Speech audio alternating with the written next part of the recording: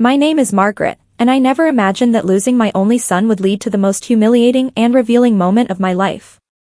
The day of his funeral should have been about saying goodbye, but instead, it turned into a cruel show of disrespect and arrogance that I'll never forget. It all started the moment I arrived at the church that morning. I wore a simple black dress, the same one I'd worn to my husband's funeral 10 years earlier. It wasn't fancy, but it held meaning, a reminder of love, grief, and resilience. As I stepped out of the taxi, clutching the small bouquet of white lilies I'd brought myself, I could already feel the stares. My son's wife, Melissa, stood near the entrance with her perfectly styled hair and diamond earrings glinting under the gray sky. Even in mourning, she looked like she was attending a high society event. When her eyes met mine, she smiled, but not the kind of smile you give to family. It was the kind that strips you bare, judging every thread you wear. "Margaret," she said softly, with that fake sympathy in her tone. "You made it. I was wondering if you could afford the taxi fare." The few people standing around her chuckled quietly, pretending not to. I froze for a moment. My heart sank, but I didn't react. I just said, "Of course, dear. I wouldn't miss my son's farewell." She tilted her head and looked me up and down. "That dress again," she whispered just loud enough for others to hear. "Oh well, I guess some things never change." I could feel my face burning. Every inch of me wanted to scream, but I reminded myself, this wasn't the time. My son deserved peace. Not a scene. So, I simply walked past her, holding my lilies tightly as if they could shield me from the shame. The funeral began. As I sat alone in the front row, memories of my son, Daniel, flooded my mind. His laughter, his warmth, the way he used to call me Mama Mags. He'd been my whole world after his father died. But things changed the moment he married Melissa. She was beautiful, ambitious, and cunning. Daniel adored her, but I could see right through the act, the way she'd roll her eyes when I visited, how she'd whisper in his ear when I tried to help. She convinced him that I was just an old burden, living in a small home, clinging to memories of the past. And Daniel, bless his heart, wanted peace. He distanced himself slowly, promising to visit next weekend, until weekends turned into months. Now, sitting there at his funeral, I realized how completely she'd taken him away, and even in death, she wouldn't let me mourn with dignity. After the service, everyone gathered for the reception at a local hall. Melissa, of course, had organized it, catered food, expensive decorations, a slideshow of their perfect life together. Every photo showed Daniel smiling beside her, in luxury trips, fancy restaurants, their big suburban home. Not one single photo of him with me. When I walked in, people barely acknowledged me. I found a seat in the corner, quietly nibbling a sandwich, just trying to disappear. Then Melissa approached me again, this time holding a glass of champagne.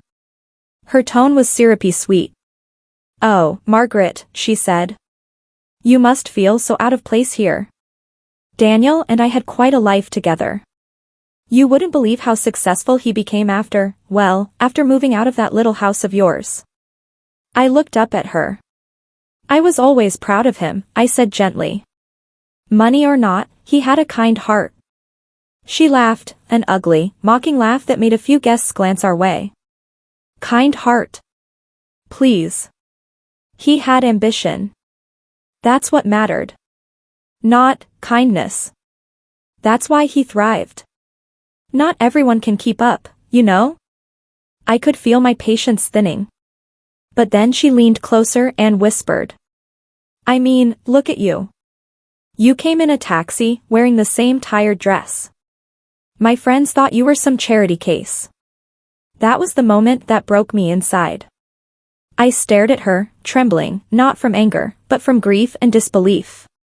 This woman, who shared my son's last name, had reduced his mother to a punchline. But I stayed quiet. I just smiled and said, "You're right, dear. I don't fit in here. But that's okay. I'm used to it." She smirked. "Good. Because this is a new chapter for me. Daniel left everything to me, you know. The house, the cars, the savings. I suppose you don't have to worry about anything, you don't exactly have much to maintain. And with that, she turned and walked away, laughing softly as she joined her friends. I sat there in silence, staring at the half-eaten sandwich. Tears blurred my eyes, but deep inside, something in me hardened. Melissa thought she'd won. She had no idea who I really was, or what I was capable of. A week passed after the funeral. Everyone had moved on, but I hadn't. I couldn't. I missed Daniel terribly, but I also couldn't stop thinking about how he'd been manipulated, isolated, and ultimately humiliated by the woman he trusted. Then, a letter arrived in the mail. It was from Daniel's lawyer. I almost didn't open it, I assumed it was just paperwork or condolences.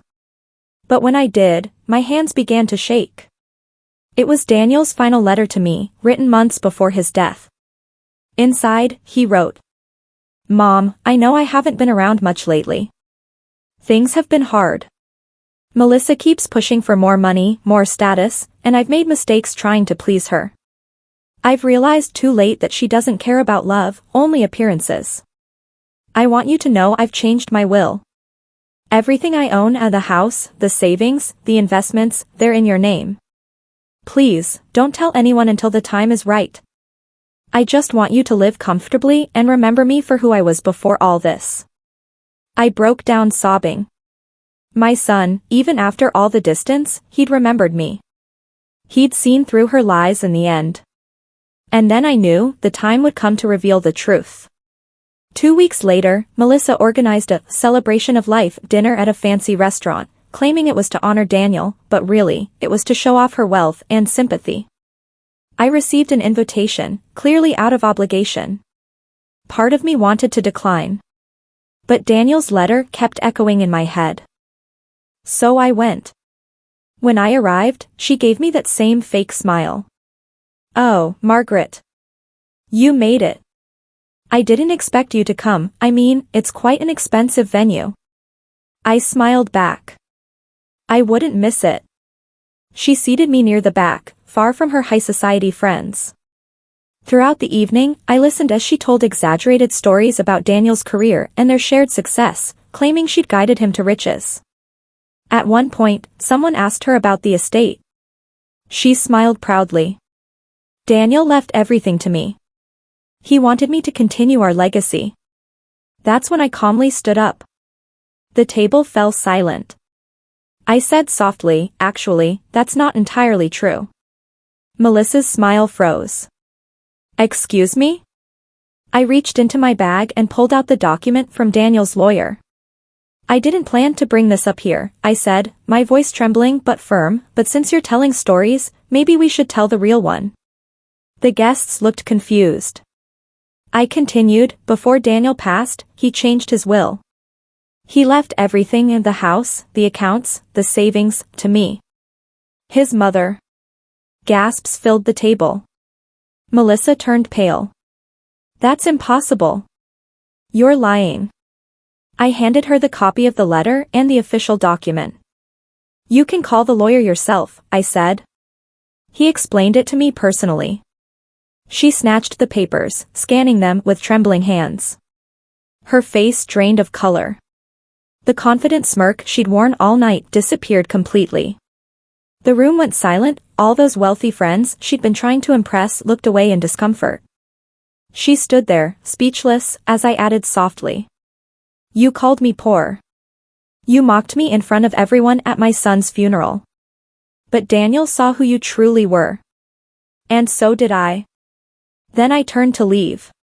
But before I reached the door, I looked back one last time and said, "You were right about one thing, Melissa. I don't fit in your world. I have something much richer, peace." A week later, I visited Daniel's grave again. This time, I brought roses instead of lilies. As I stood there, the wind carrying the scent of rain and earth, I whispered, "Thank you, my son. You gave me back my dignity." I learned that Melissa sold her luxury home soon after. Rumor had it she moved out of town, unable to face the embarrassment. Meanwhile, I renovated my small house, not into a mansion, but into something warm, a home full of love and memories. People often ask me if I felt revenge that day. Honestly? No. What I felt was justice. Melissa's cruel smile had vanished, not because I humiliated her, but because truth finally spoke louder than pride. And sometimes, that's the sweetest form of revenge, when karma doesn't need you to shout, just to stand tall in silence. Can you believe someone could be that cruel during a funeral? What would you have done in my place? Would you have stayed silent like I did, or confronted her sooner? Today, I still wear that old black dress sometimes, not out of sadness, but as a reminder. It isn't about money, status, or appearance. It's about the quiet strength of knowing your worth, even when others try to strip it away. Because the truth is, no amount of diamonds or designer clothes can hide a rotten heart. And no insult can truly break a soul that's already learned to heal.